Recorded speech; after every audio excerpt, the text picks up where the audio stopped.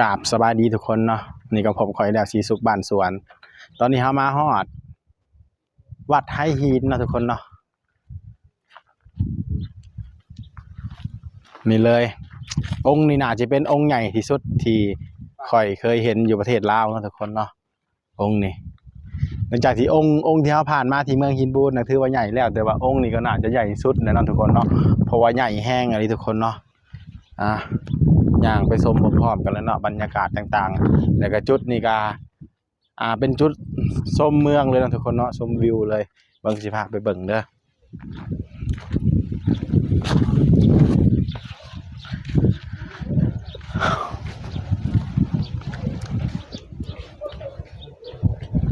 นี่อันนี้คือเขาขึ้นมาอยู่ที่ชั้นแรกนะทุกคนเนาะอันนี้เป็นจุดชมเมืองบ่นั่นบ่ที่เฮามาน่ะเฮามาบ่นั่นบ่เอาแล้วโอ้ตัวเมืองใหญ่นี่ทุกคนเนาะเห็นมาเลยเนาะทุกคนเนาะตัวเมืองเสียงขวางเมืองแปลกเนาะเมืองแปลกเสียงขวางเมืองแปลกแข็งเสียงขวางบ้านยังนี่บ้านไฮฮีนเลยเนาะทุกคนอันนี้จะเป็นศาลาชมวิวเลยทุกคนเด้อนี่จะประมาณนี้เลยเนาะเดินทางไปเรื่อยเฮาถือว่าบ่มีการหยุดเนาะถือว่ามื้อนี้จะจบอยู่เสียงขวางแล้วก็มื้อต่อไปก็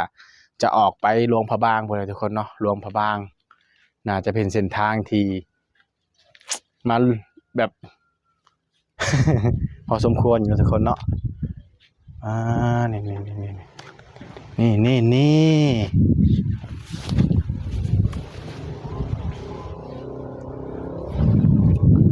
จุดชมเมืองแขวงเสียงขวางเนาะเฮากะสี่อย่างขึ้นมาชั้นที่2เลยตอนนี้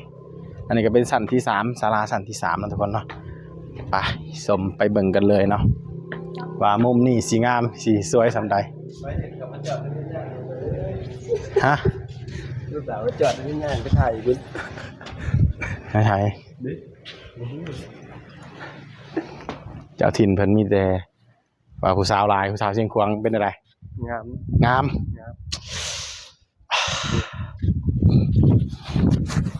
ผู้สาวเชียงขวางมีแต่คนงามๆเนาะ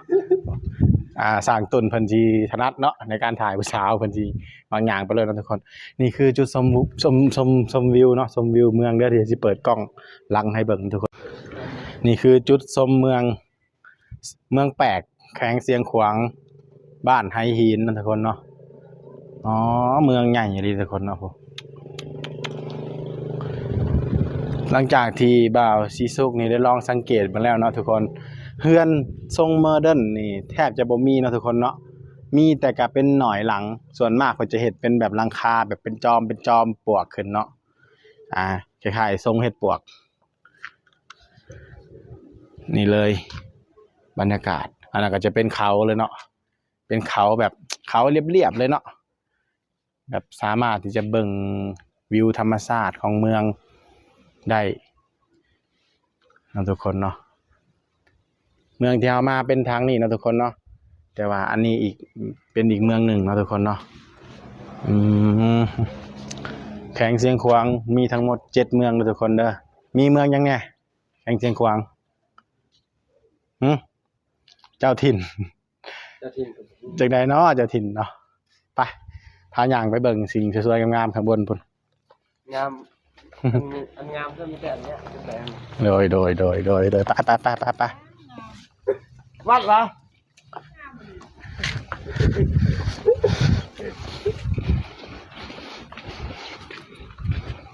วัดงามวะเขาจะย่างขึ้นไปข้างบนเนาะทุกคนเนาะบ้านนี้นี่ใหญ่เนาะองค์นี้เป็นองค์ที่ใหญ่ที่สุดที่บ่าวซีซุกเคยเห็นมาอยู่ในประเทศลาวเนาะเป็นพระยังพระเจ้าใหญ่บ่พระเจ้าใหญ่เนาะทุกคน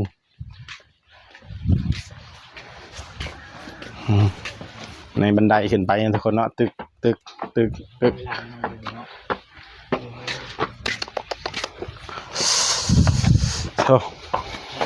ที่นี่ก็งามแห้งทุกคน เดี๋ยวเราไปเบิ่งมุมสูงกันอีกทีหนึ่งนะทุกคนเนาะทุกคนอยู่ข้างบนก็จะเป็นประมาณนี้เลยเนาะนี่คือผาเจ้าใหญ่เนาะองค์ใหญ่แห้งเลยโอ้เป็นผาคนบ้านคนเมืองเพิ่นเนาะผาประจำบ้านประจำเมืองเพิ่นเนาะยับขึ้นมานี่ก็เป็นจุดชมวิวที่สูงอีกทุกคนนู่นเมืองแปลกแข้งเสียงขวางอันนี้บ่ต้นแปลกอันนี้ยังบ่แม่นต้นแปลกนะทุกคนเนาะต้นแปลกมันแปลกอย่างไรเนาะเห็นแต่ในระยะไกลเนาะอาจสิพาย่างอ้อมๆเบิ่งวิวเมืองนะทุกคนเนาะ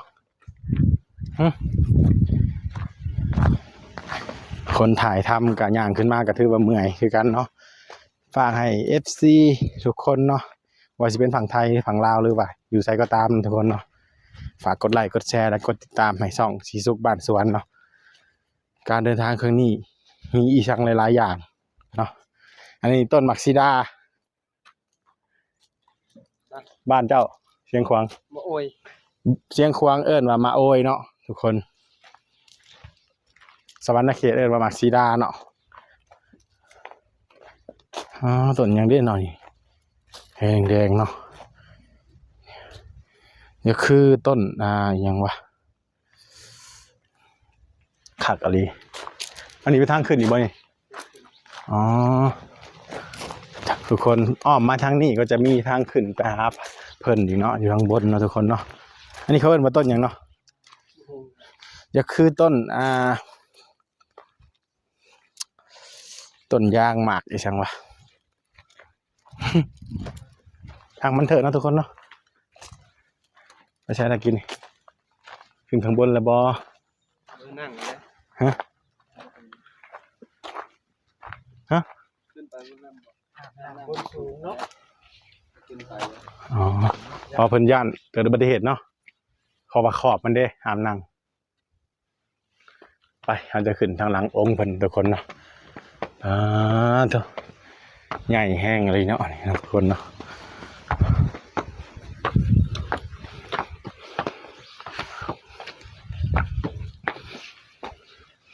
ขึ้นไปเบิ่งพร้อมๆกันเลยเนาะ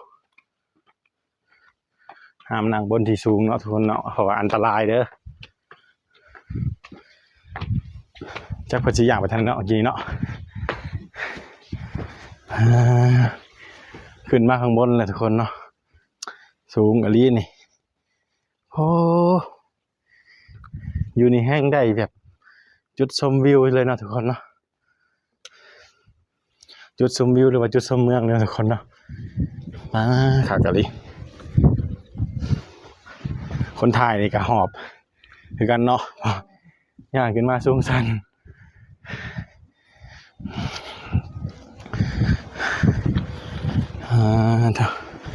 วิวเธอว่างามมาลีน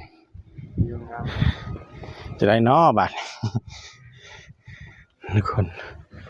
นี่เนาะตามนี่เลย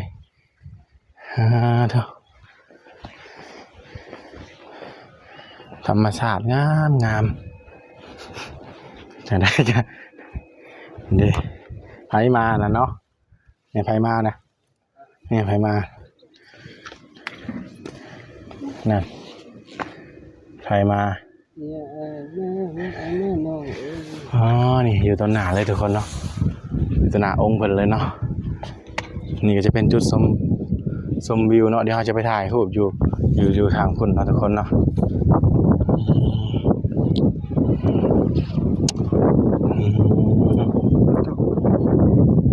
เป็นจังได๋สั่งตุนขึ้นมาคุ้มอยู่บ่มาคันนี่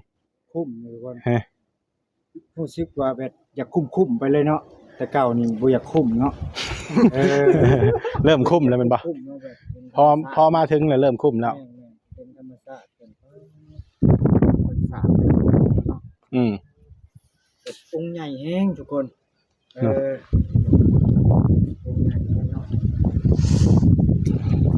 ใหญ่แห้งบ่ชื่อว่าองค์หลวงแบบองค์สงหลวงแบบนี้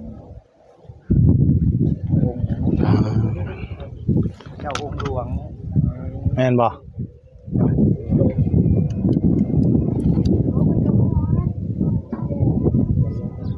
เป็นพระเจ้าองค์หลวงนะทุกคนเนาะเมื่อกี้นี่เฮาอ่านผิดเนาะต้องขอโทษขออภัยหลายๆนะทุกคนเนาะอันนี้ก็เป็นเมืองแปลกเลยเนาะทุกคนเนาะนี่เลยบรรยากาศแบบนี้มีแต่ภูแต่ผาเนาะทุกคนเนาะเฮายังบ่สามารถออกจากภูได้เด้อตอนนี้เด้อ ยังบ่สามารถออกจากภูได้เลยตอนนี้นะอยู่แต่กับภูแล้วก็ภูอย่างเดียวเนาะ ตอนแรกค่อยคิดว่าสิเว้ากับไผบ่ฮู้เรื่องเนาะตอนขึ้นมานี่ค่อยก็เห็นเจ้าเว้า ถามค่อยเนาะเจ้าว่าไกลบ่ค่อยมาสวรรค์นี่ ไก่ ชื่อหยังเนาะนี่ ซื้อเอ็ม ชื่อแอมอายุเท่าไหร่ล่ะ 19อายุ19ปีสาวนี่ได้ซะ ซื้อไง ชื่อใหญ่อายุเท่าไหร่เนาะ 20 ปี อายุ20ปีอันนี้19เนาะทุกคนเนาะเป็นจังได๋สาวเชียงขวางทุกคนเบิ่งเอาตามนี้เนาะ งานทั้งเก่ง ทั้งงามทั้งเก่งพร้อม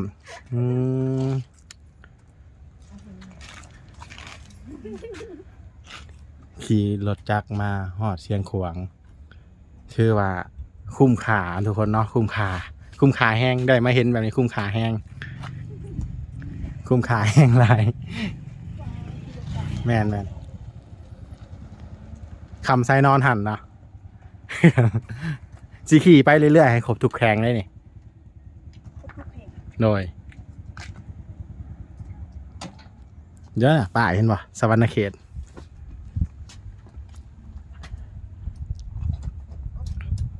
มา2 คนว่ะ โดย2 คน บ้านเจ้าอยู่ไกลป่ะ ไก่ไปยิ้ม ไปนี่เนาะสิได้ไปกินข้าวกันเจ้าได้มื้อนี้ ได้บ่ไปกินข้าวกันเจ้า ไก่ เอ้าตุนบอกว่าสิไปกินข้าวเพื่อนเราได้เราบอกว่าได้จังไดเว่าจะได้กับภาษาเมื่อกี้พอสอนมานะ อูลูกก่อน นี่เว่าชะลาวนี่ อูลูกก่อนเจ้า เอออุลูกกอบอุลย่างก็ เนี่ยจบหรือเปล่า อุลูกกอบบ่ เรียนอยู่ ได้บ่คอยให้จับ จบเลย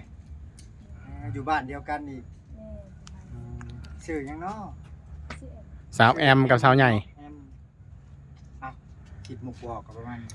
ผิว สาวยังเนาะ ส่วนใหญ่ สาวยัง จังใดไป ข่อยก็น้อยกับใหญ่เด้ประมาณนี้เนาะสาวแอม นี่อันนี้อ่ะลาวซื้อแอมข่อยเป็นลำโพง โอ้โหข่อยสิเป็นดีเจแล้วมันจึงอยู่กันประมาณนี้ข่าวดีทุกคนเลย อืมคนหรือ ผิวขาวเนาะผิวขาวผิวใส ขาวเนาะทุกคนเนาะแบบแดงๆซะ จะพูดบอกข่อยขามเขามานี่ข่อยจะสิให้แล้ว เขาว่าเช็ดสิไปฮอดอยู่บ่ดีน่ะสิกลับก็บ่ได้แล้วบัดนี้ ก็เลยมาเรื่อยๆมาเรื่อย ผ่านมานี่สี่แขวงนี่มีแต่สาวเสียงขวางเนาะป้าถือว่างาม ผิวงาม ๆ ขาว แล้วก็เว้าก็อยากฮู้เรื่องนี่หน้อยนึงฮู้เรื่อง เอาในเพลงกับบุญบอกอยู่ได้ว่าหน้าขาวๆผิวใสบ่อันน่ะเพลงเนี่ยเพลงชาวเชียงขวางนะทั้งงามทั้งเก่งนะเราบอกนะ เป็นสิเรียนต่อนี่เนาะ สิไปกินข้าวเพื่อนเราได้มื้อนึงนะ บ่ได้เรียนหยังทุกคนเฮ็ดไร่เฮ็ดสวนเฮ็ดนายิบเครื่องยิบ บ่เฮ็ดดอกเพิ่นบ่เฮ็ด ประมาณนั้น เพิ่นบ่เฮ็ด เป็นบ่เฮ็ด อืมเบิ่งผิวพรรณเพิ่นคือสิบ่เฮ็ดดอกเฮ็ดบ่เจ้ากะเฮ็ดให้เฮ็ดนากันบ่ โอ้เฮ็ดเลยทุกคน เฮ็ดให้ คนงามปานนี้ยังเฮ็ดให้เฮ็ดนาเนาะ ยังก็ แต่หนาบ่ได้เฮ็ดให้ เฮ็ดนา ไปได้ไห้นี่เนาะ ให้คืออยู่ในภู แม่น โอ้แบบนั้นเนาะ บ่น่าเชื่อแล้วทุกคนว่าผิวพรรณแบบคือแบบบ่ได้จับจกจับเสียมบ่ได้เอาง่ายว่าคือแบบอยู่ในเหตุแบบทำงานในของการของหยัง บ่แม่นผัวลาวจับจกจับเสียมอ่ะผัวลาวต้องเข้าใจไปนะ มีบ่โสดบ่ สูตร เอ้าบ้า สู้ทุกคน โอ้ยทุกคน เข้าใกล้เลยทุกคน ตอนแรกอยู่ไกลบ่ เข้าใกล้ไปไหนอู้ลูกก่อนเลยทุกคนเอ้ย คนนั้นนี่ซะ สูตรคือเดียว ยังโสดอีก โสดคือเดียว หนุ่มสวรรค์หรือหนุ่มไทยเด้อทุกคน ถ้าเจ้าใจถึงสีมาคือข่อยได้ก็มาเนาะเพราะว่าสาวใหญ่กับสาวแอมคือยังโสดเนาะตอนนี้เพิ่นเป็นแอมข่อยเป็นลำโพง ข่อยสิเป็นดีเจทุกคน บ่เกี่ยวคนนั้นบ่เกี่ยว อันนี้ เป็นน้อยก็ได้ไป อื สู ม งเด้ มาเพื่อสิได้เห็นเนาะ แม่นโอ้บ่ได้ง่ายได้เพื่ ค่อยบ่กล้าสัมภาษณ์ไผเลยเนี่ยนี่นะครับขึ้นมาในถ่ายแต่ธรรมชาติบ่กล้าสัมภาษณ์ไปเลยแบบ คือก่อนที่ขึ้นเขาขึ้นมาน่ะ แบบเป็นชนเผ่าบ่เขาแต่หันมาข่อยก็เว้ากับเขาบ่เข้าใจแล้วข่อยก็เลยบ่กล้าสัมภาษณ์ว่าสิเว้ากับเขาเข้าใจอยู่บ่เนาะอืมงามอีหลีสองคนนี่เนาะทุกคนเนาะบ่ว่าสิเป็นสาวใหญ่หรือสาวแอมเนาะแบบงามไปคนละแบบเนาะอันนี้ก็สิงามแบบหน้าเป็นแบบฝั่งเฮาเนาะ แม่ แบบสวรรค์ลงไปเด้แบบฝั่งสวรรค์แบบสาวเวียงสาวหยังขึ้นลงไปเนาะ แม่ อันนี้แบบสิ มันเป็นบ่คือสาวเชียงขวาง อันนี้สิเป็นแบบหน้าเพิ่นแบบสิเป็นมวยเนาะออกมวย ออกอมวย อื แม่ ม อันนี้เบ็ดบ่ออกอมวยเลย เป็นได้อยากสัมภาษณ์บ่เพิ่นอยากสัมภาษณ์อยู่ สัมภาษณ์บ่ได้เด้อเจ้าเด้ออืมมาสองคนคือกันเอารถจักรมาคือกันบ่ แม่น คันไหนรถของเขา คลิกเลยซะหา ไม่ได้ อ๋อสงสัยสิได้ไปกินข้าวเพื่อนเพิ่นแล้วมันนี่ ต้องโทรไปเช็คมึงก่อน สิได้ไปกินข้าวเพื่อนเพิ่นแล้วนี่ อันนี้เอาเป็นจังไดสร้างตุนมาไกลนี่ถือว่าคุ้มค่าบ่ คุ้มเนาะทุกคน จะได้สิกลับเลยบ่นี่ แม่นคนเด้อ ครับเลย สิไปพร้อมกันเลยนี่เนี่ย ครับ ขอบใจเด้อทั้งสาวแอมและกา กับสาว สาวใหญ่ฝากในฝากเชิญชวนไอ้น้องต่างแข้งหรือว่าคนต่างประเทศมาเล่นบ้านเฮาหน่อยเนาะเชิญชวนเพิ่นจังไดเนาะ เป็นอะไรเนาะ เพื่ออย่าให้เพิ่นแบบมาเล่นบ้านเฮาหลายๆขึ้นนะนักท่องเที่ยวอย่างต่างๆนะ สั่งเว้า เพิ่นก็จะเขินๆ อย่า เนาะ เขินๆบ่โดยขอบใจเด้อสบายดีเนาะบ๊ายบาย